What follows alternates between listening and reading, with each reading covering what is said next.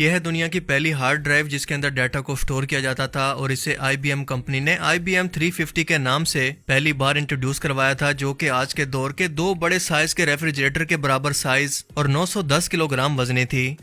लेकिन इससे भी बढ़कर इंटरेस्टिंग इसकी स्टोरेज कैपेसिटी थी, जो कि थी सिर्फ और सिर्फ 3.75 MB। यानी आज के टाइम के अंदर यह सिर्फ आपके मोबाइल की एक तस्वीर को ही सेव कर पाती। इसके बाद हमने देखा कि ये एवोल्यूशन का प्रोसेस तय करते करते हुए हार्ड डिस्क के अंदर बदल गई, इसके बाद फ्लॉपी डिस्क, फिर चिप कार्ड, मेमोरी कार्ड, और आज के टाइम के अंदर आप अपने मोबाइल फोन की छोटी सी चिप के अंदर कई टेराबाइट का डाटा स्टोर कर सकते हैं।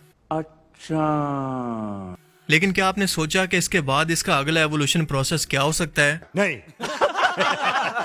क्या इससे भी साइज के अंदर छोटा कुछ इन्वेंट करना मुमकिन है, जो कि कंपनी इसके बैकअप के लिए मौजूद बड़े बड़े डाटा स्टोरेज को कुछ ही सालों के अंदर रिप्लेस कर दे? इसका जवाब है कि जी हाँ, और इस टेक्नोलॉजी का नाम है DNA स्टोरेज। इंसान के खुद के DNA के अंदर इसकी शख्सियत का जो डाटा मौजूद होता है कि ये इंसान कैसा दिखेगा, इसका रंग कैसा होगा, बाल कैसे होंगे, कद कैसा होगा, आंखों का कलर कैसे होगा, वगैरह वगैरह। ये सब डाटा हम अपने माँ बाप से विरासत के अंदर लेते हैं और इसी डाटा स्टोरेज की नकल करके, जो कि आप स्क्रीन पर एक शीशी को देख रहे हैं, इसमें the trip to the moon नाम की एक फिल्म की 10 लाख कॉपियों को स्टोर किया गया है, और वो भी सिर्फ एक लिक्विड शेप के अंदर, सिर्फ इतने छोटे लिक्विड में। पर ऐसा कैसे मुमकिन है? दरअसल इस लिक्विड के अंदर DNA मॉलिक्यूल्स मौजूद हैं, जो कि सब इंफॉर्मेशन को स्टोर करते हैं, और मुस्तकबिल के अंदर हम इसी टेक्नोलॉजी को इस्तेमाल करके पूरी दुनिया का डाटा सिर्फ एक कमरे के अंदर इकट्ठा करके स्टोर कर सकते हैं। क्योंकि सिर्फ 1 ग्राम DNA molecule 215 million GB data को स्टोर कर सकता है, और इसकी एक USB जितनी डिवाइस कई बिलियन GB डाटा को, और वो भी सिर्फ कुछ सालों के लिए नहीं बल्कि 7 लाख सालों के लिए। लेकिन जाहिर है कि इस टाइम के अंदर ये टेक्नोलॉजी काफ़ी महंगी है, क्योंकि 1 GB की डाटा स्टोरेज के लिए इस पर $1300 खर्च आता है, और 1 टेराबाइट DNA डाटा स्टोरेज पर तकरीबन खर्च आता है $13 लाख का, जो साइंटिस्ट के मुताबिक 2030 तक तकरीबन $1 तक आ जाएगी। पर याद रहे कि यह टेक्नोलॉजी हमने खुद से नहीं बनाई, बल्कि अपने जिस्म से इसको दरियाफ्त किया है, जिससे हम इस जिस्म के खालिक की ताकत और जहानत का अंदाज़ा लगा सकते हैं, जो कि हमेशा से अक्ल कुल है। और इंसान चाह कर भी अपने जिस्म के अंदर मौजूद इन चीज़ों के बारे में जानता तक नहीं है, तो इनको अपने जिस्म के अंदर खुद से डाल लेना तो बड़ी दूर की बात है। क्या ये अल्लाह की ज़ात की मौजूदगी का एक और सबूत नहीं है? मगर सिर्फ अकल वालों के लिए।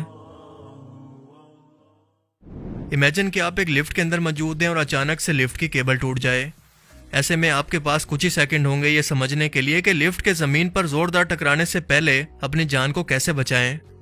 इस सूरत हाल के अंदर खौफ से घबरा कर मोस्टली लोग वही गलती करेंगे जो कि इस वक्त आप भी सोच रहे होंगे, यानी लिफ्ट के ज़मीन पर पहुंचने से पहले अचानक से छलांग लगा देना या फिर एक नुक्कड़ के अंदर इकट्ठे होकर बैठ जाना।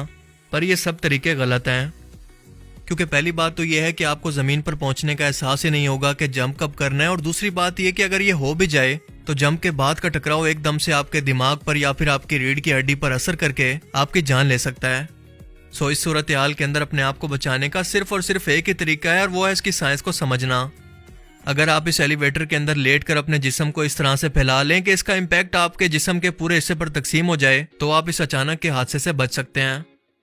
लेकिन याद रखें कि इसका फैसला करने के लिए आपके पास कुछ ही सेकंड का टाइम होगा। लेकिन अच्छी बात यह है कि इस तरह के केसेस दुनिया भर के अंदर बहुत ही कम रिपोर्ट हुए हैं कि लिफ्ट के अंदर किसी तरह से फंसने की वजह से लिफ्ट के फ्री फॉल से किसी की मौत हो जाए, क्योंकि आज के टाइम के अंदर ऑटोमेटिकली फ्री फॉल प्रोटेक्शन का सिस्टम इन एलिवेटर्स के अंदर लगा होता है, जो कि इनको अचानक से गिरने से बचाता है, यानी एक एक्स्ट्रा केबल। और दूसरा तरीका यह है खुद को बचाने का कि अगर आपके गोडे गिट्टे मजबूत हैं तो सीढ़ियों का इस्तेमाल कर लें।